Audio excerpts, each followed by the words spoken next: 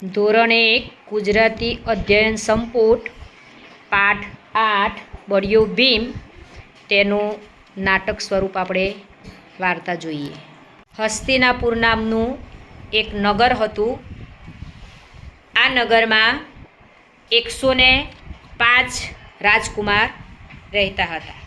5 પાંડવ અને 100 કૌરવો। 5 પાંડવ એટલે યુધિષ્ઠિર, ભીમ, અર્જુન, નકુલ, સહદેવ અને 100 કૌરવો એટલે દુર્યોધન અને તેના 99 ભાઈઓ। નાના નાના રાજકુમારો ખાય પીવે અને રમે અને મજા કરે। એકવાર 5 પાંડવો બગીચામાં રમતા હતા। એટલામાં દુર્યોધન અને તેના 99 ભાઈઓ આવ્યા। દુર્યોધન અને તેના બીજા ભાઈઓ પાંડવોને જરાય ન ગમે। એમાંય ભીમ માટે તો કૌરવોના મનમાં બહુ જ ખીજ। કૌરવો હંમેશા પાંડવોને હેરાન કરવાની તક જ શોધતા હોય। એક દિવસની વાત છે। દુર્યોધન પાંડવોને કહે, ચાલો આજે આપણે સૌ ભેગા મળીને આંબલી પીપળીની રમત રમીએ। ભીમ અને અર્જુને રમવાની ના પાડી દીધી, પરંતુ યુધિષ્ઠિરે કહ્યું, હા ચાલો આપણે બધા સાથે રમીએ।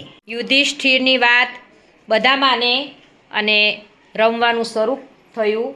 કૌરવોએ એવું વિચાર્યું કે ભીમને દાવ આપવો અને આપણે ઝાડ પર ચઢી જવું।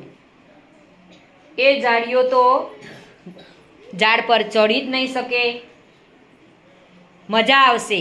ભીમનો દાવ આવ્યો ત્યારે કૌરવો અને ભીમને ખીજવવા લાગ્યા।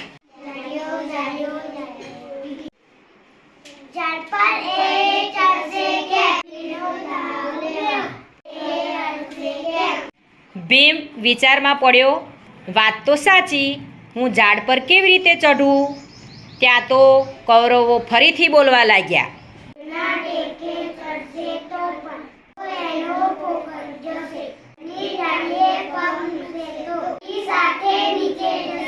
ભીમને તો બહુ ગુસ્સો આવ્યો।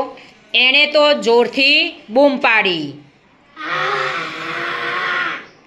મોટા અવાજથી તો 1-2 કૌરવો ધ્રુજવા પણ લાગ્યા। મેં એનો હાથી જેવો એક પગ પછાડ્યો। ધરતી ધ્રુજી અને 2-3 કૌરવો તો મારે કરતા નીચે પડ્યા। ભીમ હજુ પણ ગુસ્સામાં હતો, કારણ કે દુર્યોધન અને દુશાસન હજુ પણ ઝાડ પર હતા। ગુસ્સામાં ભીમે ઝાડના થડને એક જોરથી મુક્કો માર્યો। આખું ઝાડ ધ્રુજી ઉઠ્યું। 5 કૌરવો તો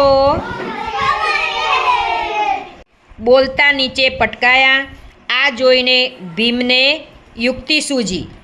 એણે તો ઝાડના થડને બાથમાં પકડીને જોરથી હલાવવાનું શરૂ કર્યું। આખું ઝાડ હિલ્લોળા લેવા માંડ્યું। ઝાડ હલવાથી દુર્યોધન, દુશાસન અને બાકીના બધા કૌરવો નીચે ટપોટપ પછડાયા। દુર્યોધન તો ઊંધા માથે જ પડ્યો। ભીમ દુર્યોધનને અડી ગયો। દાવ દુર્યોધન પર આવી ગયો અને ભીમ ખુશ થઈ ગયો।